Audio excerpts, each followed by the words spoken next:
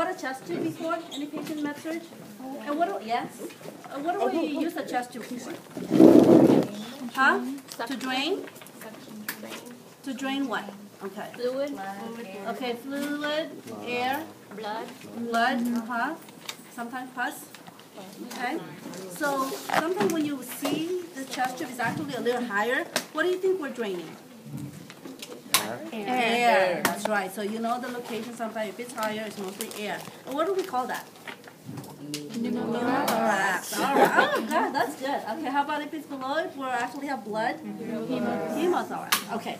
So basically, that's the way you would do it. And the dressing is usually you want it sealed. It's usually a pink tape because you don't want anything. Because sometimes when you have some leak, there's air that's going to be leaking into your subcutaneous, and we call that. There's air between your skin. Yeah, and it's crackly when you feel it, right? Crepitus or subcutaneous emphysema, right? So basically, you want to make sure that it's sealed. So when you do assess the patient, I usually will assess the patient first and then go through the system. So make sure that it's all pink, it's all taped correctly. Sometimes you will see a white tubing, sometimes just one like this, and it's not usually this paper tape. It's really a pink tape or a sealed tape. So you want this, make sure that it has a loop. But before you touch the patient, what do you do? Wash your hands. Wash your hands. And tell your patient if they're awake, say, this is what I'm going to be doing, okay? God, you guys are really high tech with all that stuff. I'm not used to that. Okay, you can loop it. We will not milk it. Some people, they would like to milk. I think when we have a physician order, I normally will not milk the chest tube. Sure. Looking at, sorry. 3 chambers. Anybody can tell me the chambers? Water. Huh? Water. Water seal? Water. Yes, and the water seal where we want it. So if it's chamber, then definitely you don't want it. So we would want it at the 20. Most of the time they want it at 20 centimeter of water. So this one, you can actually feel it here. Okay, you want it at 20 centimeters. Okay, and what's the second chamber? Suction? Huh? I don't know, I'm guessing. How are you guessing? I'm guessing. Okay. So anyways, there's 3 chambers. This is your fluid chamber, which is actually your any drainage. It could be, if you're draining actually air, you're not going to see anything in here. But right here, we have blood here. So hemothorax, so you'll see that, and it's going to feel it here first before it goes this way. So you can see it's very important when you first see your patient to see where it's marked, so you know where you're at. If it's not marked, I will mark it, but check with your nurse if they would want you to mark it or not, but at least eyeball it where it's at, so you know if your patient's here, all of a sudden, a couple of hours, it's this much, the patient's bleeding. So that's one of your assessments, so know where that is and the color of it, okay? This one will tell you if the patient's actually having any air leak. This is the air leak chamber, okay? So if there's a lot of fluctuation and there's bubble, then that would tell you your patient's having air leak. And sometimes they might have problem breathing, sometimes not, and they just have an air leak. And you just know the air leak, is it more now than before or is it lesser? Okay, and it tells you there's 2 centimeters of water.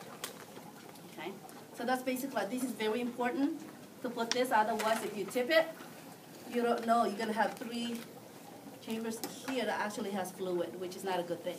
Most likely you're going to end up changing it because you don't know how much is in here and there, so very important. I always want to visualize it.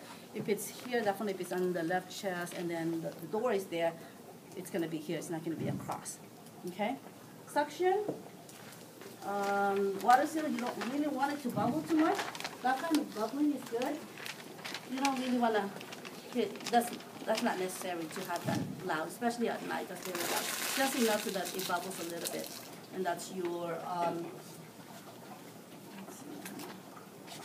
so that's what it's called when it's to suction. So this is to suction. And when the patient's ready, let's say, they're expanding their lungs already, they will want to take it off to water seal. Because have you heard of water seal, right? And then you just turn it off. You turn it off to suction. And so basically this is just water seal, and you got to see how they're doing with that. And usually before this gets removed, you do a chest x-ray, water seal, and eventually your patient is going to be have that out. Any question on that? That's basically the nutshell. Can you show us how to do the water seal? The water it was seal down is there, basically so I there's no can't see suction. it. You just take it off. You turn it off, or sometimes you just turn it off. And that's water seal. Okay. Okay? Suction with bubbling in there and the water seal. But make sure it's at 20 centimeters of water. If there's none, you can actually fill it up to 20 centimeters. Okay? So that's that. Any questions? Anything is in there on your checklist? You said the second chamber was, The air leak chamber? Yeah. So when you see a lot of air bubble, yeah, the air leak, if there is an air leak here, this is not a real patient, so it will not show it, but you can see that there's air bubble going this way. oh, not. And this one, yeah. And the more you go, the more extensive your air leak is. And that's what does that tell us about the Huh? patient? It means that there's air leak here. So I mean, Okay. yeah, there's air leak, it's not sealed. So sometimes they might have problem breathing, sometimes now you just have to watch it, okay? So sometimes they might have to change it. So you watch for that. So a small air leak, again, you don't just look at your equipment, you look at the presentation of your patient. So these are all good.